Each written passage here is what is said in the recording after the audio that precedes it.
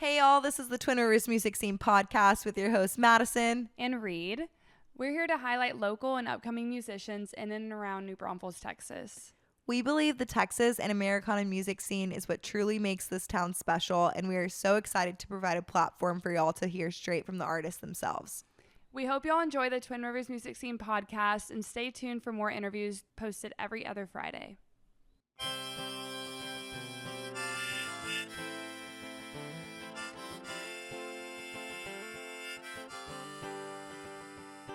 No venue too far, any song at every bar, here to cover your needs. Twin Rivers Music Scene.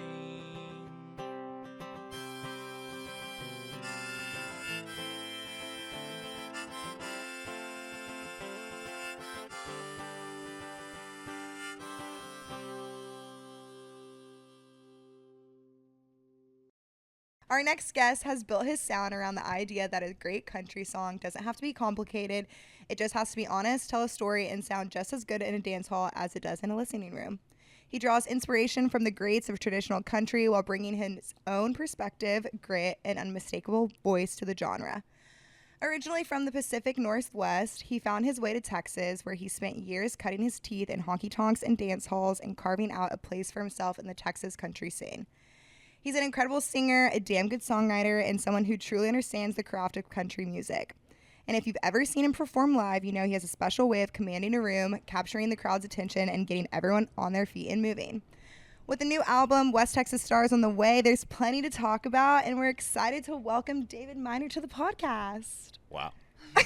Thank you. Bet you don't hate yourself anymore, huh? Wow, that's so nice, yeah. I loved watching his face just get bigger and bigger smile throughout it. He's like, yes, love it. I wrote that bio, that like the one that you read on my Spotify or whatever, and that's the worst.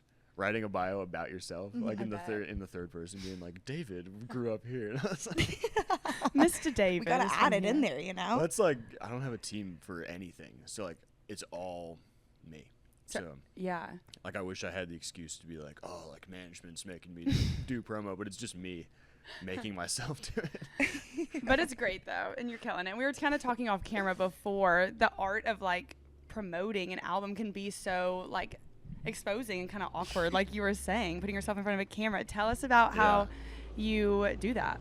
You were like, now we're gonna make you promote your album, so get ready.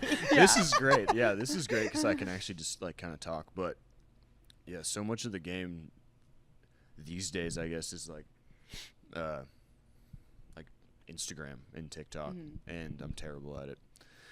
I would have to like disagree. I think always you're gonna like talk yourself down on it, but your page is so aesthetically cohesive. Well, that's Olivia. Olivia takes all the photos and videos, and then I just like post them. But I can't like do the trends, you know. Like there's so many artists that are like so good at the like viral like formats of using their songs to like promote whatever, you know. And I can't do that. Like the second I set up a camera that's front facing, like it's over. Maybe the key is to turn it around so you can't see your face. Yeah, I need someone else to take it of me, because the second I'm like doing it, I don't know. It's like a different. Send this song to your friends that like beer or whatever. It's like I can't. Raise your hand if you like beer. Comment below and share with your friends. With the arrow down. Yeah. That's so funny. There's too much room for like me to hear my own thoughts. You know, if I'm on stage, it's like I'm just trying to make the band laugh. Yeah. But when I'm in a room by myself, camera comes on, I'm like doing one of these like. We're getting dissed pointing out. at invisible words. It's like, Yeah, oh, Just geez. popping it up. Yeah. Okay, I love it. Well, we'll talk about more of the album in a little bit, but last time we saw you was at Dusty Vaquero Days. Yeah. We got to a brief interview with you and Dano. That was so fun. What have you been up to since? I know you were doing a run, like. Yeah, I've been back up there Okay. since we were there, and that was a blast. We played at the Colorado State University's, like, they had the PBR radio at Canvas Stadium there, which was cool. That's really and, cool. They had us come play like the Fan Fest. Which is cool because you went there. Yes. Yeah, so it's like Okay, full circle. fun. Yeah, they're so nice. They really like have taken me into the fold, and like we're playing the tailgate for the homecoming football game on October 3rd, the day my album comes out. Oh, awesome. In Colorado. Yeah, which will that's be fun, badass. against Oregon State, which my brother used to play for them. Okay, wow, this is fun. All these things are coming together for you. We're going to Yes. ignore them. I know, Everything's people coming show up. together. It's sick. That's really cool. And so you just a couple weeks ago released West Texas Stars. Yeah. That's honestly such a great song. Thank you. It plays in here all the time, and it like fits the aesthetic perfectly. I told him the other day, I was like, David, the jukebox is starting to just like play your songs now, because I was here one day when he wasn't working, and he's She's like, like, they just started playing them. Yeah. well, no, he's like, well, No, for actually real, you I just can got it play on the stuff on your jukebox. app, and you can play it from Oh. wherever. And he's like, that was me. And I was like, but I heard Yeah. it, and I was like, oh my God, is David here? Like, love it. No, I was That's I was cute. I was with my dad, and I was explaining to him. I was like, I'm on the jukebox, and he was like, how does that work? And I was showing him the like AMI app or whatever, and I was in Seattle, and I was like, I think Riley's is open right now, so I was playing my song. That's the way to do it, though. That's cute. See, that's a good funny. way of like promoting yourself, but it's like a different way. Sitting at home paying to play my own song at the bar I drink at. You should just when like I'm not here, spam us with because it. I'm too nervous to do it when I am here, so I have to do it when I'm home. Yeah, Yeah. yeah. Like, across state lines. Yeah. Can't even be in the same state. I did it last night during that's- the set break, Joel's set break. Immediately, everyone was like, "Was that you?" And I was like, "Yeah." I like that Which you I admit found it. insulting, because they didn't believe that anyone else would play my song other than me. Yeah, what Yeah, the at least hell? you're And it was me. I did. And it was me. But You should just like turn it on people. Like, why wasn't it you? Yeah. You Well, know? I had to fast pass it too. Fast pass. How much did that cost? I'm just a bit. Just kidding. Like over a beer. Yeah. Okay, so you recorded that song and the rest of your album at Yellow Dog, correct? Yeah. In 4 days, 11 songs. Yeah. Tell us about that process, because It was so cool. That was my first time recording anything in a studio, which was awesome. Okay, And, sorry to interrupt you. Didn't you like record your last album like in one of your friend's barn or something? Okay, yeah, I did read that. I was like, that's crazy. All of the anything that's on Spotify before this was either like in my apartment, in my friend's barn, just kind of like any space that was big enough to like put a drum kit in. Mm-hmm. And the first couple I played every instrument on, which you can tell. That's incredible, though. That's really cool. That is I didn't think anyone was gonna listen. I kind of was just putting them on Spotify so like my mom could like have a link to like Wow. listen to it, and then people kind of started listening. I was like, oh, So I what gotta all try. instruments do you play then? Really just guitar. But Okay. if you play guitar, you can kind of like play fake bass, Okay. and I could fake drums, and I had like a super cheap keyboard that I'd put tape on the keys in like the shape of the chords Oh, of the cool. song I was trying to play. Yeah. I'll just do that. But that was fun. But yeah, Yellow Dog was sweet. They're all so nice, and like the way that flowed was so cool, and all the guys that we got together to make that happen in 4 days, they all were so good. It was all my friends too, like Muskrat, Brady Henry came down from Oklahoma. My buddy Charlie Jones came down from Arkansas. Doug Moreland came out from West Texas. Like, my buddy Skylar came down from Colorado. Like it was just like everyone kind of met here, and we did a show here at Riley's like that Sunday, and it was the first time they'd like played any of the songs. We just asked Joel, we were like, could we just do like a live rehearsal? like It was- before the studio. Yeah. That's so fun. And we had a 1 day off, and we went to Bo's place, and we're like, okay, like I guess we need to like write intros, and we spent like 12 hours just drinking beer and writing That's really intros. cool. Then we went in, and they all crushed. It was crazy. Like, it was so nice to kind of not be so hands-on with like the instrumentation side of it.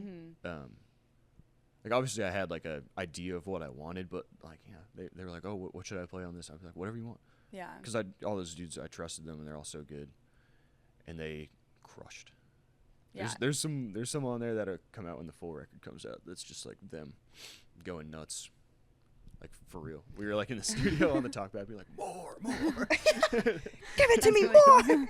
Well, that's cool because it's like you had such a close knit group of people with you. Because I assume with it being your first time in the studio, it can be a little like uncomfy or exhausting too, spending 4 days doing all that, and to have that camaraderie and then that trust where you don't have to take on literally every aspect of it. You're like, I love y'all's creative freedom with it. It enhances my sound in a way that I love.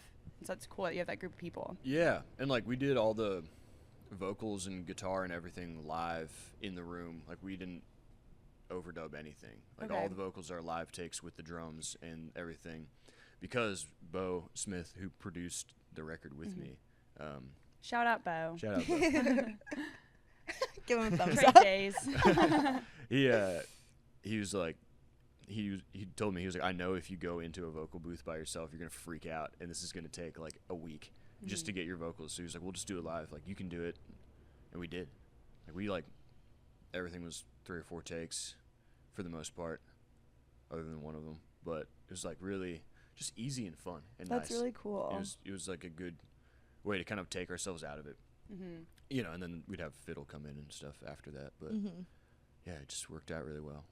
That's cool. I love to hear about like the process, because I feel like everybody has it different when they record. So were y'all just all in the open room? Maybe like the drums were in that room I know back there. Yeah, But that's so cool.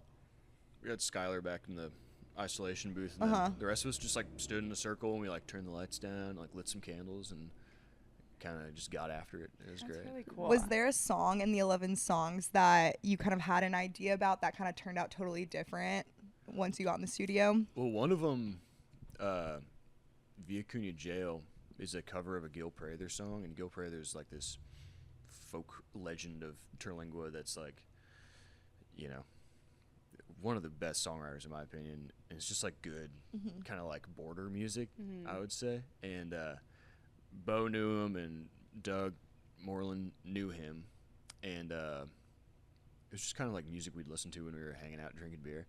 And we finished all the songs, and we had like half a day left, and had started drinking because we're like, we're done, we did it, you know.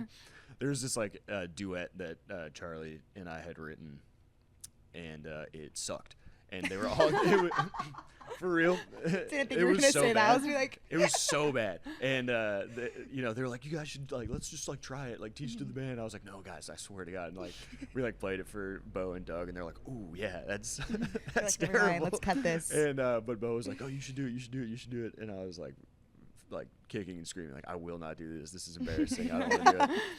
And Doug like kicks the door in and like walks in the live room. And he's like, what about that Via Cunha Jail song? And I was like, yeah. It's that Gil Prather song. So we like all went in, and we just like had played it here that Sunday just because we liked playing it, and cut it maybe 1 take, maybe 2.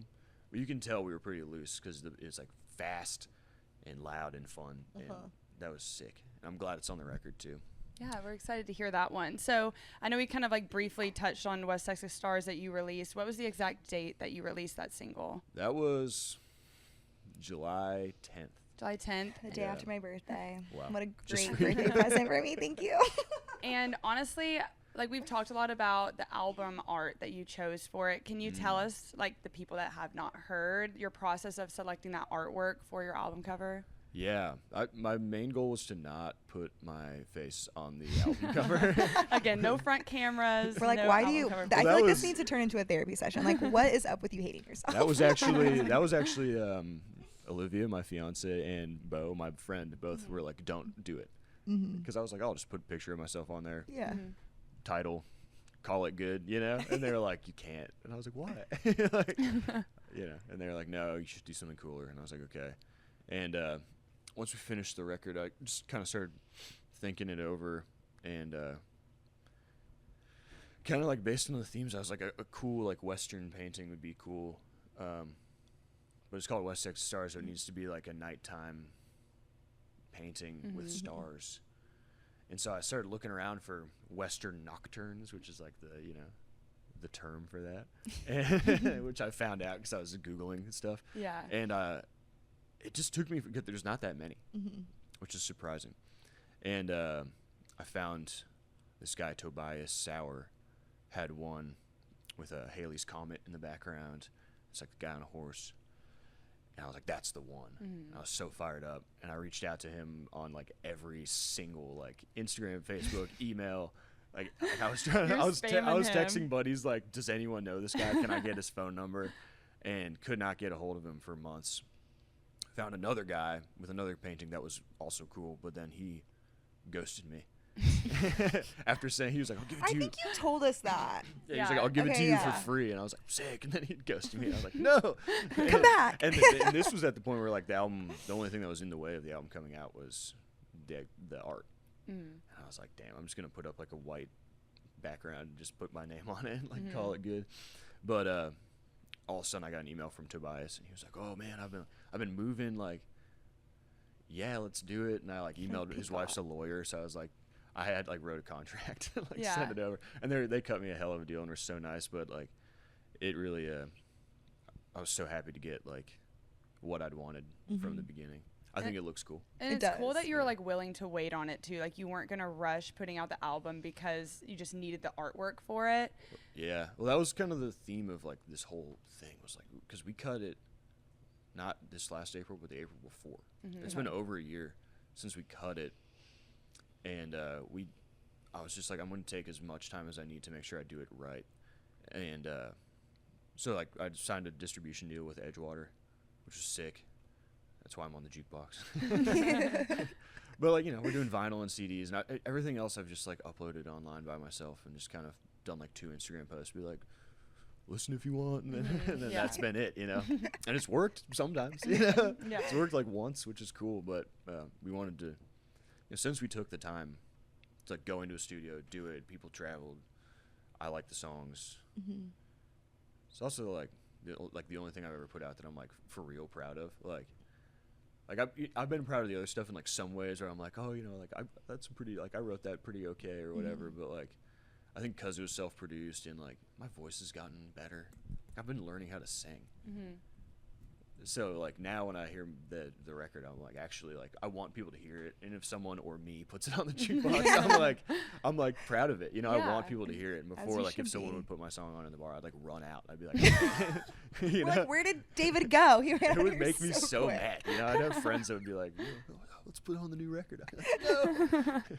No, when you were creating this album, so West Texas Stars is the name of the album as well. Did you write that song first and then kind of like make your album around that, or did it kind of just flow? What was that process like? That kind of, I don't know when I wrote it, but that one just kind of like early on separated itself as like, we want this to be one of like the singles. Okay. And then as we were thinking of like an overall vibe of the record, it kind of worked, because there's a few like West Texas songs on the record that just kind of came from me hanging out in West Texas a whole bunch in the last couple of years. And yeah, it was like the kind of like the thesis statement for the whole record was like, it's about like getting away, keeping it simple, you know. And it just worked out, I guess. Yeah. It did. So you're originally from Seattle. Yeah. And I imagine that the music scene up there is probably very diverse and different genres. I don't know, but like I would love to know how this country, the very traditional country sound, entered your life and how it came like so embedded into your music. Yeah. I mean, that's the first thing like where are you from? Like Seattle, and they're like, Yeah, I would never. You play country I would music? have never guessed. you're from Seattle. Which like country is countrywide for sure, and like Washington does have some, you know, cowboys or whatever. But yeah, growing up, it was my parents listened to everything, so it was like, you know, obviously Seattle grunge, Pearl Jam, Nirvana, Soundgarden was on all the time. But they, you know, they listened to like Lou Reed and stuff, and they also had Waylon and Johnny Cash on all the time. And I don't know like why it like stuck with me, but it did. And like there's pictures of me when I was like 4, like wearing a cowboy hat, walking around Seattle, which is crazy. Which when I do that now is still insane. But Not as much. they'll come at They're you. like man. Cowboys back in town. They're like, thought The we got homeless rid of people them. see it and they're like, we're gonna kill him. Every time I walk down the street in Seattle with a cowboy hat on, I get like bum rushed. Oh my god.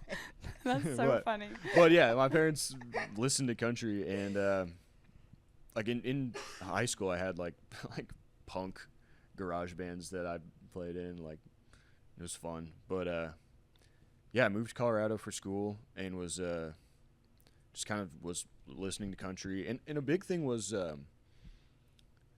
like growing up, I was listening to country radio, and I stopped listening to country radio because country radio sucked, and I can't do this anymore. And so it was like a lot of group like rock and stuff. And then in college, like Coulter Wall, Charlie Crockett, that kind of like resurgence or like that wave, because you know there's a resurgence of traditional country every like 3 years, but that like wave crashed on my ears, and I was like, whoa, like you can do that? Like I was like, I didn't know. I thought it had to be like Luke Bryan, and you know, I thought it had to be like fish hunt, golf, drink, or whatever. And Wake up. I was like, I didn't. You could do that. That's crazy. And then like that like leads you down the rabbit hole where I was like, oh, like you know, who are they inspired by? And then you know, you listen to like Waylon and Willie, and then you're like, oh, like who's Guy Clark? And then you're like, whoa, that's crazy. And then you're listening to Gil Prather. Eventually, eventually you get to Gil Prather, and you like you hit like peak of niche country.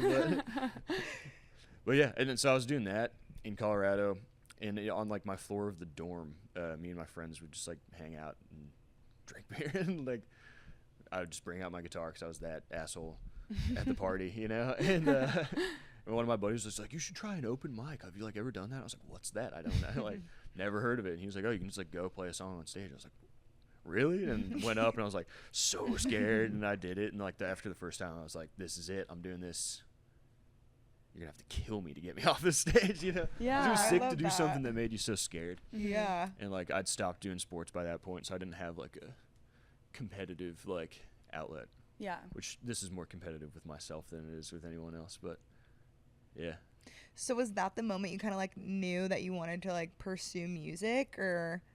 I just knew I wanted to like do it in public. That Okay. you know, because Like, before wanted it to was share like you know, I've been playing guitar since I was 10, so like it was like a basement by yourself thing where I'd put on the headphones and play Freebird or whatever, and that was like kind of an eye opener to be like, oh, I can do this, like I can share this, Yeah. and maybe people will like it. So were And- you always writing like when you were Oh, young? yeah. Okay, so you always were writing. It wasn't like you Yeah. were just playing covers. You were always Yeah. in your room in the I was basement. the kid that was like, which I was, but like I was the kid who was like making like movies with my like brother. We would like make action movies, and like I was always like super. like storytelling. Yeah, I liked like creating things. Like I couldn't just like do the thing. I had to like do the whole thing. So like, you know, we'd play like football with our cousins in the front yard, but we'd have to like make jerseys like with Sharpie on a t-shirt. Aw, like we that's had fun. to like it always had to be like some bigger Yeah, deal. That's So like cute. so I couldn't just play guitar. I had to also write. Like make something with Yeah, that. which I also love like that. I don't know how you can pick up an instrument for that long and not like Yeah, try to true. make your own thing, you know. Mhm. At some point you got to be like, what can I make something, you know? Yeah. Maybe it's terrible, which it was for a long time. It might still be, but Like it's actually better though, you know. At least it's better. Well, you spend a lot of time playing in honky-tonks and different bar rooms around Texas, and honestly, the entire United States. You're always on the road doing different runs. Sure thing. What have shows and atmospheres like this taught you about songwriting that you can't get organically when you're at home or like in a studio trying to write or something like that? I think like two things. One, like the ultimate test of a song is like just playing it live. Mm-hmm. Even just hearing it in the room is a test. You can tell if it's a good song or not. Like sometimes you play a song in like a live setting and you're like, it just doesn't like Like you're not feeling feel the right. Doesn't yeah, hit. no, yeah, acceptability. no one's like paying attention or it sucks or whatever. And then also like, everywhere is so different. Like in Colorado, at least in my experience, like the kind of songs that like got people going was just playing like the fastest thing. Mm-hmm. Okay. Because like fast equals energy and energy equals like good. Yeah. And so like that's where like I learned a lot of like bluegrass kind of stuff. It was like all like trained like every song was like fast, and that's what got people going. And like the big complaint when I played in Colorado was, oh, your songs are too slow, all your songs are sad and slow, which they were.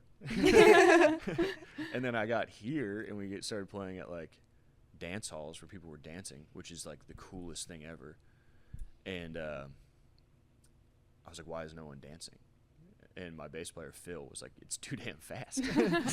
They're all 'Cause I sweating was out like, we there. gotta play our fastest songs, and everyone's like, we don't know how to dance. Like, and I was like, oh, no way. So like those, like the guys in my band, Phil and Ryan and Timmy, like they all have played around Texas for, you know, at least various degrees of amounts of time. And they like sat me down and like went through the set list and were like, this is what works, and this is like, you can't have this many polkas in a row. Yeah. Because the people will stand there and stare at like you like you're an idiot. And they did for the first few weeks, and then now we've kind of with the help of people like Bo, like you know, I remember going over to his place and like sitting down and being like, dude, I need some danceable songs that are not Neon Moon. And he was like, I got you. And we sat down and listened to, it's my secret weapon, so I'm not going to tell you guys what it is. Yeah. There's just like one live record of a guy that plays around here, who's a legend. Actually, I will say it. Jeff Woolsey. He I was like, I can bleep it out. He's got no, it's sick. I literally get 4 beers in me. I tell everyone about it. It's like a 3-hour live record. Jeff Woolsey and the Dancehall Kings, and it's all like covers, but it's just the like Bible on like how to have a good dancehall set. Like they never take a breath in between songs. It's just like song, song, and like you can tell the crowd's like going insane the entire time, and they're so good. So he sat me down, we listened to the entire thing, like drank beer, hung out, and he was like, that's what you need to do. And I was like, damn, that sounds hard. I think it's so cool how like there is difference with music communities with like between states, but also just like atmospheres, and how as an artist you have to truly read the room and like curate your set list to like make sure, I guess, it lands. How many like set lists do you have? Like, and has there ever been like a moment where you're on stage and it's just hitting that you just kind of like pivot to something different? All the time. Really? What is that? Probably like? every show. Are you just kind of like, damn, That's let's routine. try something else? Well, like I think like kind of our canary in the coal mine song is my song Silver Valley, because it like starts off pretty like chill and slow, and then the groove comes in and it's like almost like a hip hop kind of like drum beat, which is crazy for like a song about like silver mining. But that song is pretty sad. Okay.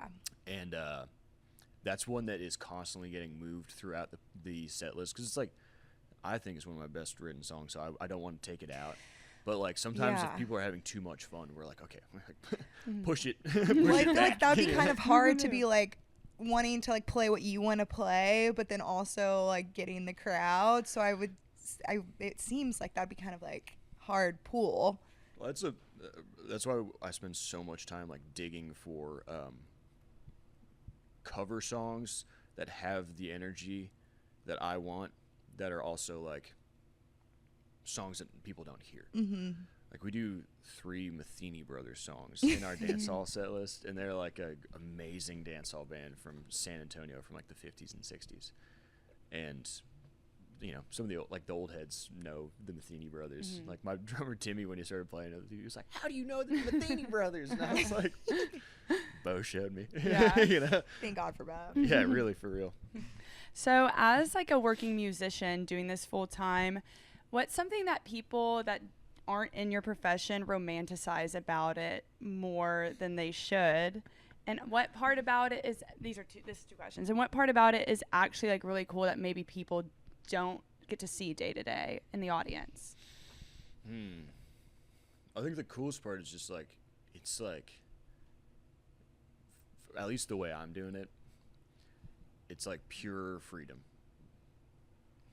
I can do I have freedom to do whatever I want, whenever I want. I also have freedom to like fail hard, you know, like I could like make no money and, you know, completely fail, but like there's no one telling me when to show up anywhere. Like I book my own shows. I don't have a booking agent. If I want to go somewhere, I try my best to book shows there. Like, yeah, I have buddies up in Wisconsin. I like going to Wisconsin. So every year I book a tour up to Wisconsin and have gotten to know people along the way and made good friends. And it's like that freedom is so sick. And I guess on the flip side of that, like you have the freedom to like ruin your life, you know? Like if you don't, if you don't like take it seriously, like it, you know, it's not all like party, and you know you have to like sit down and like do your taxes, you know. Do your taxes. Which- That would be miserable. It sucks. Last year, we were in Colorado playing a music festival, and like I'd like filed my extension for my taxes. And it was like the last day was like the next day. I was like, I'm gonna do my tax. I need to do my taxes. And like that night, I stayed up until like 4 a.m. I had a really bad fight with a band member who like quit the band. The night you're trying to do your taxes. Yeah, like spazzed on me, like Oh my God. close friend spaz. Where he's like, "Fuck you," and I was like, "Oh," and just woke up. need your I woke up the taxes. next morning and was like driving through the pouring rain, being like, "I gotta do my taxes," and I was like so like depressed, and I was like, I'm gonna quit," you know. This is too much in It's over, combination. and I got to like the venue, which is a great venue in Del Norte called the Trade and Post, and they have this like apartment in the back that's you can stay in, which is awesome. Nice. And the ceilings are about like this tall, so you're like hunched over walking around the whole time. And I realized I'd forgotten my computer at home, so I did my taxes on like the back of the envelope that they had given me at the gig the Damn. day before, and like wrote all my incomes out and like did it all in like That's pretty good. so depressed. Yeah. That sucked. You said impressed or depressed? Depressed. Yeah. Like after the night before, and then like having to like write in pen and paper and like look how much I made the year before, and you're like, Yeah. oh no, You're like, not I this didn't number. make any money. Yeah. You're like, yeah, IRS, I made no money last year. And for real, I didn't. Hey, we claimed zero. $0. Yeah. Well, we didn't actually make money. All we did was like spend money. Yeah, no, literally. This Like is it an was all off-camera lost. conversation. Yeah, it was all lost. Yeah, So this is- That is a horrible combination of events though on a tax day. right. Yeah. Like It's not rain, right. friend fight, no computer. You're like, Yeah. what else could happen on tax day? Yeah, I just hung over as hell. oh, there you go. Add that to it, but at least I you're in a called cool Olivia bar. on the phone. I was like, Crying. Yeah. He's like, oh my God, he's at his breaking point. Okay, speaking of Olivia, I know she helps. Obviously, she's your fiance, so she has to help, and she loves you so much. she doesn't have to, so I'm very grateful That's that she true. does. She's Yeah. very talented.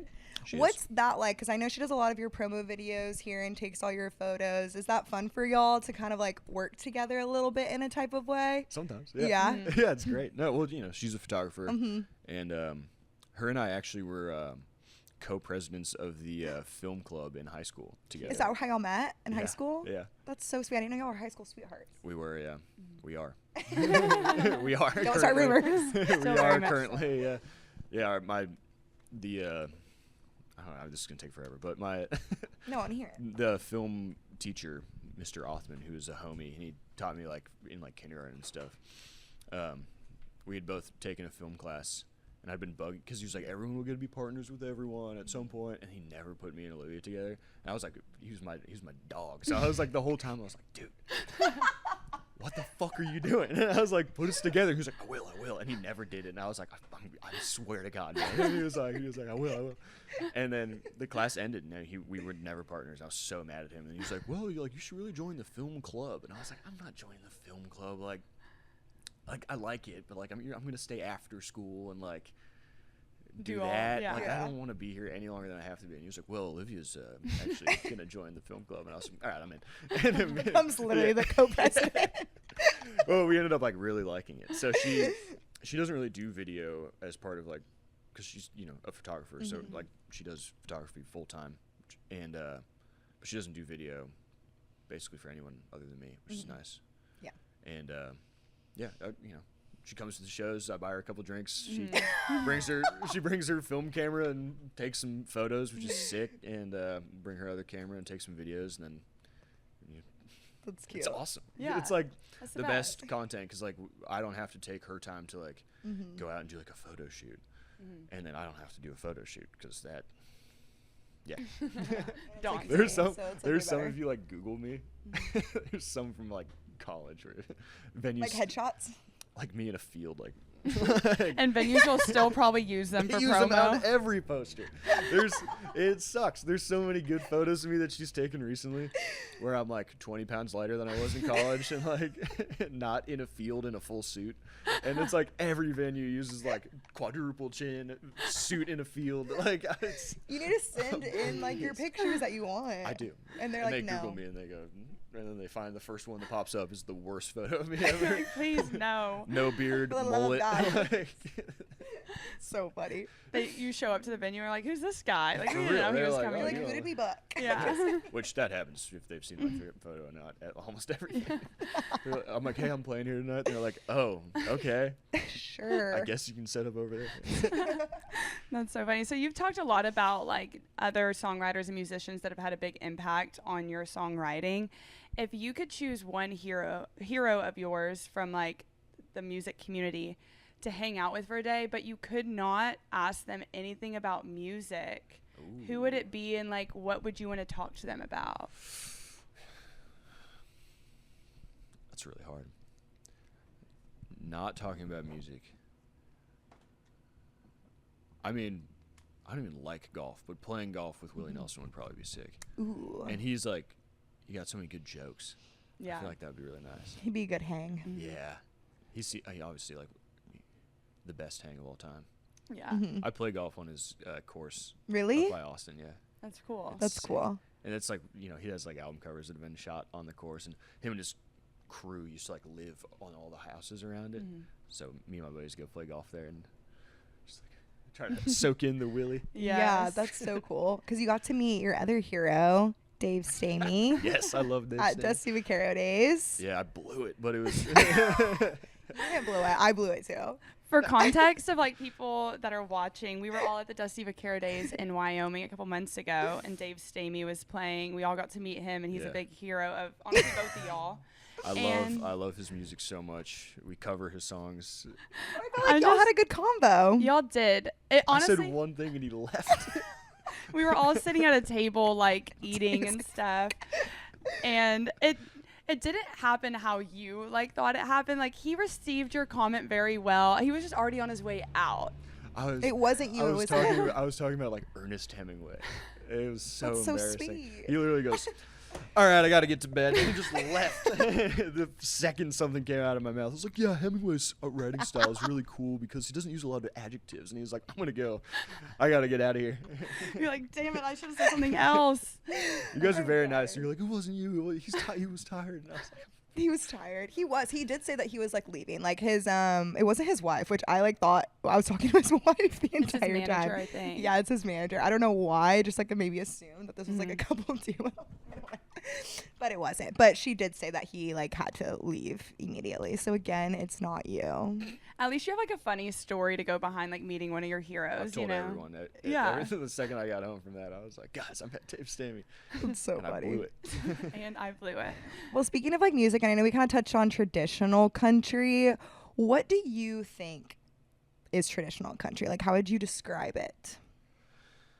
Because I feel like it gets a little Yeah. blurred lines, you know? Because I think of traditional country as like the 90s and like even like Willie Nelson, Johnny Cash, like Merle. Yeah. Like, that's how I think of Which it. like Willie wasn't, his like entire thing was that he was not. He was like Country. going against the. Well, he was country.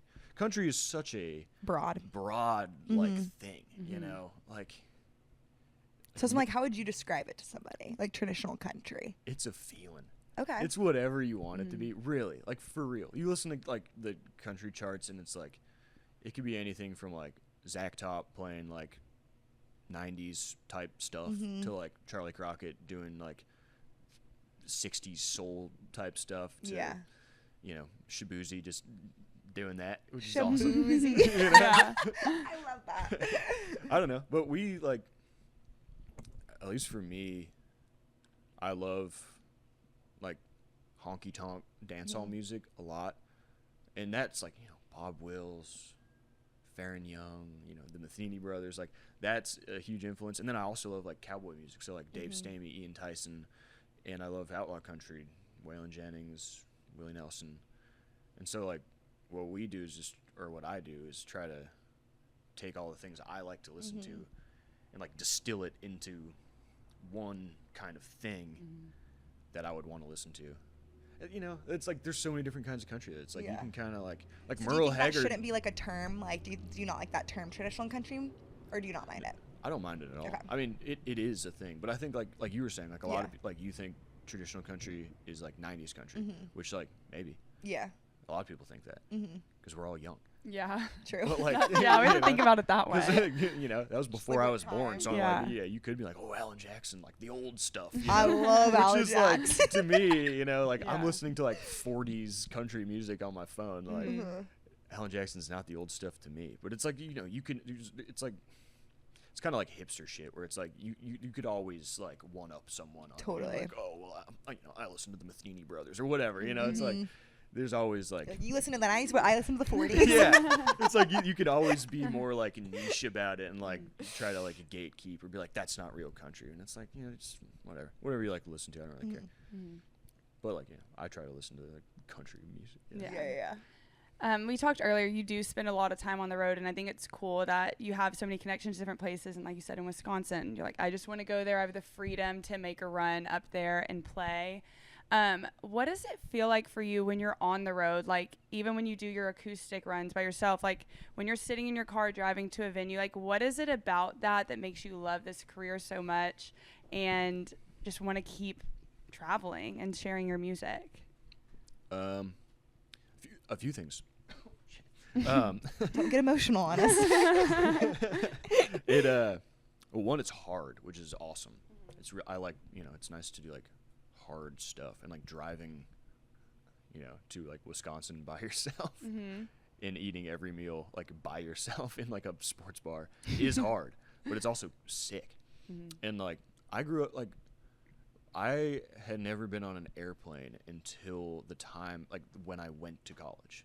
That was the first time I ever on an airplane. I'd never left the state of Washington other than to go to Oregon until I went to college. Wow. So, like, I think a big part of like traveling around the country for me is just like I didn't do that growing up. So like I might be the most fired up guy to go to like Nebraska that you've ever met. Like I'm so excited. I love going around and like, and then on the like the writing and like creative side of it, like obviously like getting to perform to like different people and new people and like try to spread the word is cool.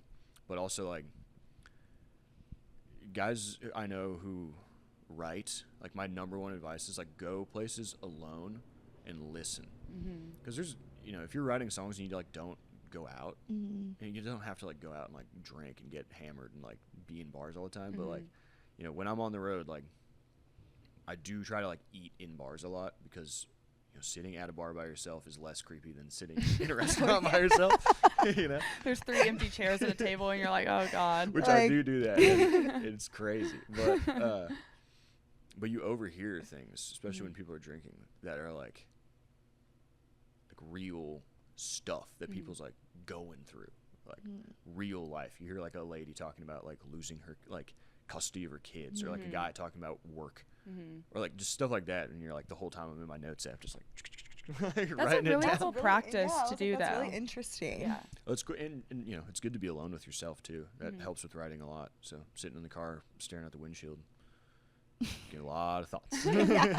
That's cool how, like, on the road, you have so much time by yourself, and then you're just in front of people all the time. It's like literally it's the dichotomy wild, of it yeah. is. Yeah. Yeah, driving like 11 hours by yourself, and then like the first interaction you have with people is like standing in front of a room, being like, "Hello," you know, Yeah. it's like crazy. God, it's just like this. Like, Yeah. It's Really wild, yeah. And highs then it's like just, back to the hotel lows. alone. Yeah. Just like drinking beer by yourself. Yeah. What are some of Watching King your of the Hill. right? Not King of the Hill. That's really cool. What would you say are some dive bars that pop to your mind that are like cool, that are in maybe like Colorado or Nebraska, that really stand out This to game, you? no, I like this game. I can do this for hours. Let me lay it on you. The Swing Station in LaPorte, Colorado, is like one of the first bars I ever played at. They've supported me forever. Nicest folks ever. Great dive bar. Good live music. They have Lone Star in Colorado, which is cool. Good taco truck. That rules. Riley's Tavern, obviously. I love. The Lost Horse in Marfa. This is a great bar. Okay. The Caribou Lounge in Madison, Wisconsin. Best burger in town. The old lady that works there will make it on the griddle while she serves you Bloody Marys. It's awesome. I love that. Yeah. How much time you got?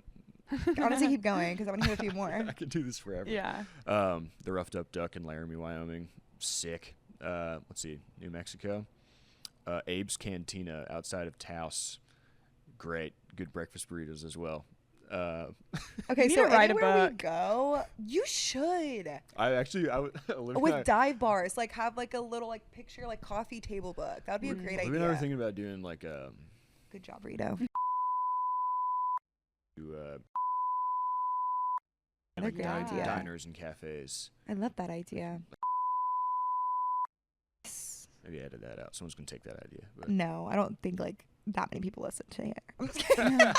Just kidding. We can Someone's edit it gonna out do though it. if you want to keep the idea. But no, that's like really cool that you're able to get so many experiences and just like hear so many life stories that you put into your music from dive bars, because they do obviously give a different Yeah. dynamic and atmosphere than if you're going to any other bar. There's like Yeah. dive bars, like a roadside cafe, Yeah. Love a it. sail barn cafe. Are you a truck Ooh. stop guy? Like, will you get It's one of hard to those find a hot dogs on the pure- rotator thing? See, I'm like, Hot I'm, dogs on the no, because like fool me once, but I've been burned by that before.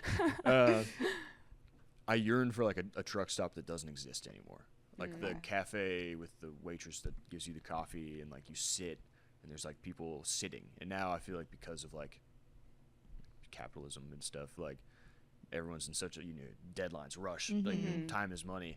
That like the truck stops have now it's roller dogs. Yeah. You know, and Yeah. Red Bull, and it No. used to be like sit down, have a plate of like eggs and grits and like, so that doesn't really, I don't see that too often, but Yeah, it's like people need to slow down. I'm like Yeah. one of them, you know what I mean? Mhm. But okay, speaking, you said that you have a single release we're in August, September yeah. 4th. I had one come out August 7th, Mm-hmm. 66 Corvair. I was listening to that song on the way here. Thank you. I like it a lot. I appreciate it. Mhm. And then we actually, September 4th, we recut Silver Valley with the real studio band, Mhm. and it sounds a lot better, I think. I'm excited to hear that because that's my Me too. favorite song of yours. I Thank think you. that's also like one of the first ones that I heard. So I'm really excited to hear it now, like years later, and just see how it changes. Yeah, it's same song, but yeah, the instrumentation's different. And the first time I did it, I didn't know how to end it, so I faded it out. And Okay. Olivia hates a fade out, and she won't let me. She told me, she was like, "I'm not allowing you to do a fade out on the record." And I was like, "Okay." So we had to write an ending. Okay. Yeah. So So what there's an made ending. you want to re-record that song? I think it's just one of the best songs I've So you written. just needed like I don't know where it came from or like what happened, Mhm. but I like it. I think it's a good story, and I think it kind of like is like a case study of industry and the way it changes rural America. And I Mhm. think that's happening every day in a different place every single time. So yeah, I'd have to agree. Big Bend right now. I Mhm. know. Yeah. Cut that out. Stop that. Yeah. They cut Quit it out doing now. that. Yeah, but it's like a tale as old as time. So it's about northern Idaho, but it could be about anywhere. And I just felt like it deserved a second go. Yeah. You know? It's really I cool. love that. Well, we're really excited to see all the music that you're releasing. And then when does the full album come out? October 3rd, October 3rd. So that's cool. Yeah. There's like every couple weeks we have something to look forward to every with 4 it. weeks. Yeah, Yes. I was trying to rush to get it out before Thanksgiving. So Are you gonna have anything like here as a little like show to we're working promote on the it, album? Yeah. Okay. I'll be at Riley's probably in November, Okay. and then all around Texas we'll have vinyl, we'll have CDs, all kinds of merch. Cool. Yeah. Exciting. I love that. And then where can people follow you on Instagram so they can keep up to date on all the things, shows, and your album singles? It's at David Minor Country on Instagram, Facebook, TikTok, I think. DavidMinorCountry.com. Got live dates on there for days. Love that. Love For it. days. Well, do you feel better about yourself since you woke up hating yourself this morning? Yeah, I do. I think we all did. So You guys made me feel a lot better. Thank you. Okay, great. I only like talking about myself for an hour. That really To really start your weekend. yeah, it really No, it's makes me great. feel great. I'm glad that we got to do this because, like we said, we got to talk to you and Dano together a little bit at Dusty Vaquero Days, and so it was really cool to like sit down and just get to know more about your career and everything that goes into your music. Thanks for having me. Yeah, of course. All right, well, we're excited to listen to the album coming up. And again, this has been the Twiniverse Music Scene Podcast with your hosts, Madison and Reed, and our guest, David Miner. Thank you. Thanks.